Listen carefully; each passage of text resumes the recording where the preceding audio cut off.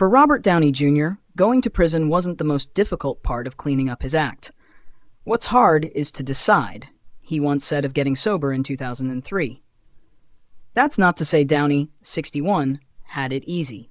The Oscar-winning Oppenheimer star became addicted to drugs when he was just 8, 2 years after his late father, director and screenwriter Robert Downey Sr., introduced him to marijuana.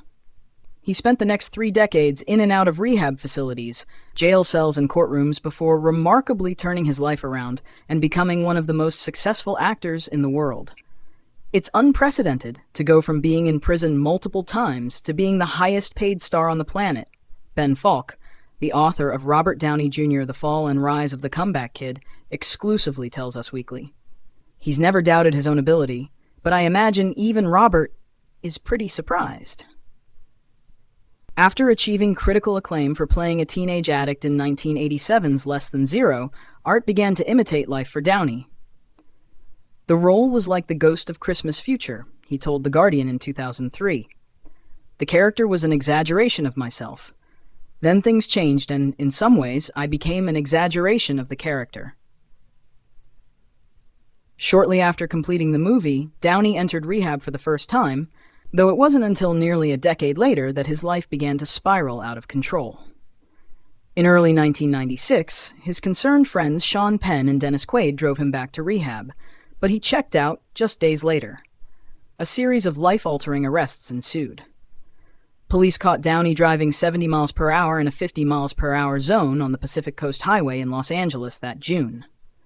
After pulling him over for speeding, officers found crack, cocaine, heroin, and a loaded revolver inside his Ford Explorer, leading to his arrest on felony charges of possession of drugs and a concealed weapon, as well as driving under the influence. 3 weeks later, police received a phone call about an unconscious and intoxicated intruder inside a Malibu home.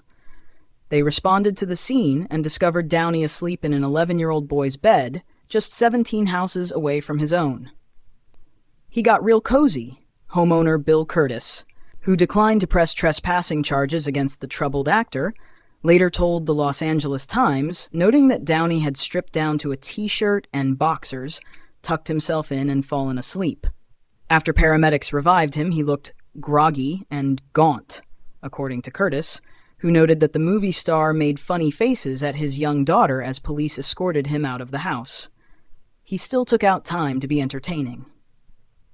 Downey's attorney, Charles English, told reporters at the time that his client had apologized to the Curtis family for what the media dubbed the Goldilocks incident. "Mr. Downey has a problem," English stated. "He's taking care of it. He appreciates everyone's concern." The next day, LA Judge Lawrence Mira, known as the Judge to the Stars, ordered Downey to seek treatment, but the chaplain's star had other plans in mind. He escaped from rehab less than 48 hours later and hitchhiked to a friend's nearby home, only to be captured and sent to jail for 9 days. Mira later sentenced Downey to 6 months in treatment, 3 years of probation, and mandatory drug testing.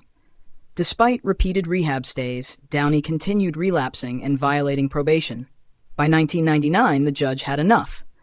"It's like I've got a shotgun in my mouth with my finger on the trigger, and I like the taste of the gunmetal," Downey said in court that August, before Mira made good on his earlier threat and sentenced him to 3 years in the California Substance Abuse Treatment Facility and State Prison, Corcoran. The actor's defense lawyer, Robert Shapiro, was not shocked. The judge had said from day one, "I told him before you entered the case as his attorney that any further violations, he would go to prison. And I'm keeping my word. He's going to prison," Shapiro recalls to us, adding that he had hoped Mira would have treated his client as a person with a disease, not as a criminal. In 2023, Downey griped on the Armchair Expert podcast they'd been over-sentenced by an angry judge. While Downey had spent time in jails before, entering prison was a wake-up call. "I thought it would be a lot smaller and tame," he admitted to Vanity Fair in August 2000. "I was like, oh my God, what the F? I thought it was going to be like the Corcoran State Prison and theme park, and I was speechless." Downey's famous friends, meanwhile, remained hopeful that he would be able to turn his life and career around upon his release. "We need Robert Downey free," Penn told the magazine. "We need him, just selfishly speaking, as an actor. His talent raises the bar, and the bar has dropped so low ever since they put him behind bars." Michael Douglas agreed, "I'm deeply fond of him. I sure hope he gets himself squared away. I guess we'll have to wait for the next chapter."